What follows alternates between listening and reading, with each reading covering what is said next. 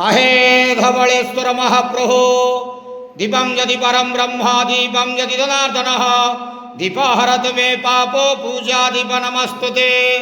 महाप्रभु धवलेश्वराय नमः। संसार सुखी रख। आज आषाढ़ मास शुक्ल पक्ष प्रतिपदा शुभ शनिवार रे समस्त भक्त मानक आश्रीपद कर मनस्कामना पूर्ण कर कर्म क्षेत्रोन्नति कर ग्रहरिष्टमान खंडन कर। हर हर महादेव शिव शंभो महाप्रभु धवलेश्वराय नमो नमः। प्रभु नमस्ते रुद्रवन्यवाहुत दैखवे नमः बाहुभ्याम तदे नमः।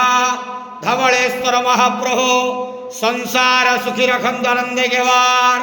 हरि बोलो समस्त भक्त मानक आश्रीपद करंद आनंदे गेवार।